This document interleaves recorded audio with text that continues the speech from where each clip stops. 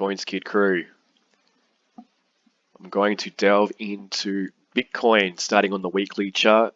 Big shout out to the whole Discord, all the technical analysis, Coins Kid, Captain Bod, all the regular people in the chats. Yeah, big shout out to all you guys. We're building a really good community on the Discord, and let's hope it keeps growing. We get more people in and we turn it into something even more special. Now, looking on the weekly chart here of Bitcoin, I mean, this level here is so critical to hold because if we start falling below 17,622, we go into the depths of hell for Bitcoin. We have these targets down here. Now, this fibs has been updated, but I'm gonna just keep it to the original one. Wait up a sec, what's going on? If we can...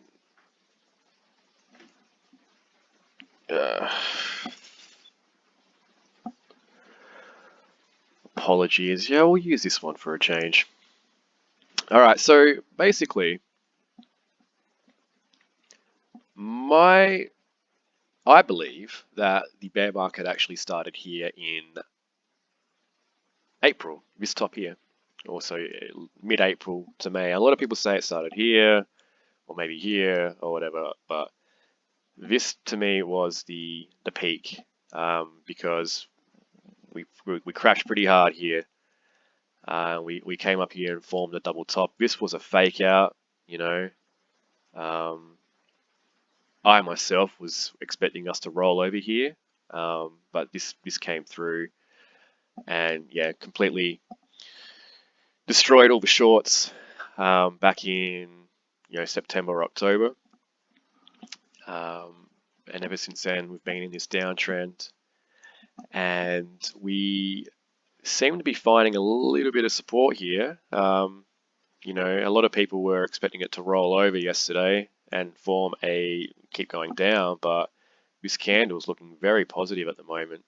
We could get a bit more upside here and test this 8MA here at around 21,000. Now, wouldn't that be crazy? But this is Bitcoin. It's a highly volatile market, and these type of things can happen. The fear index is basically, I think it's at 23 right now. So, there's a lot of fear in the market. I don't think too many retail people are buying right now, especially with the FOMC meeting coming up. So, there is some potential here that we go up. And if we look at the stochastic, we are still bullish here on the weekly. So, while I do think we eventually do come down, I think right now in the next week or two, we actually get a bit of a rebound here because we're trading within this range at the moment. Yeah, so we're below the 200 EMA, and this line here is a 21 EMA. So there is scope for a bit more upside here and further consolidation before eventually rolling over, probably mid-October.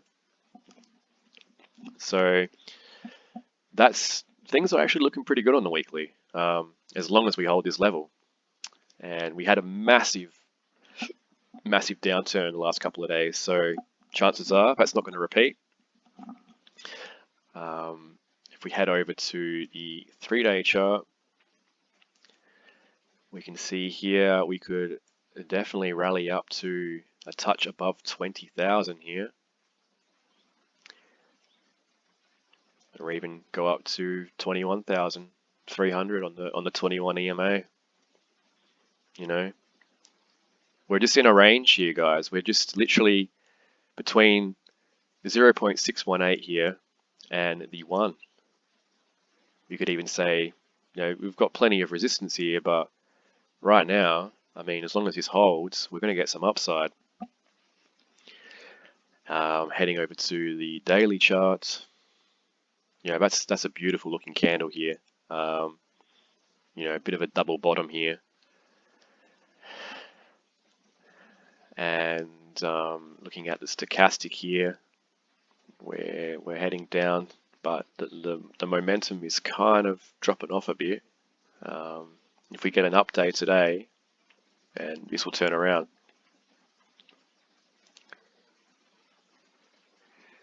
Now, so yeah, key resistance levels right here at 19,775, the 21 EMA.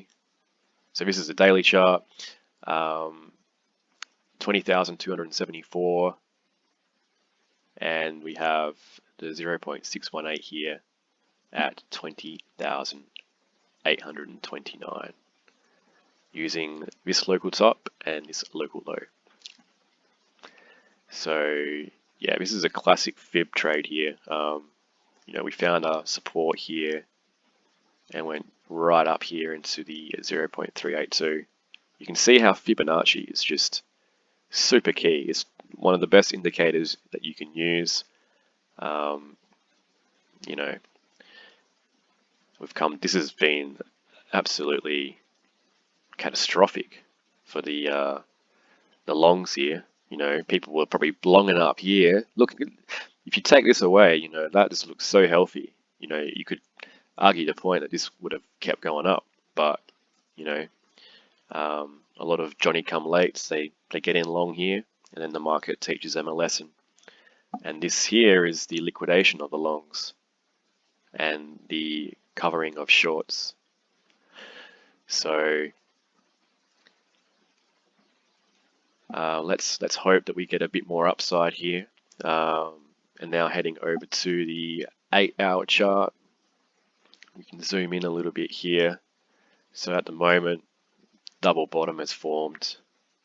We were so close to breaking here, we had a little spike below, but we've rebounded. So let's see if this continues. We are finding resistance here along the 8 MA. So yeah, Bitcoin has a lot of work ahead of it to get above 20K. A lot depends on the wider equity market. We might get a bit of a rally going into the FOMC. That should add a bit more positive flow to the crypto market. So looking at the stochastic here, looking bullish, and we're not overbought yet. So there is definitely more scope for further upside here on the shorter term time frames. The 4-hour as well, still looking bullish, but we are getting close to that 100 level here on the stochastic. So all right, I'm going to leave it at that and manage your risk.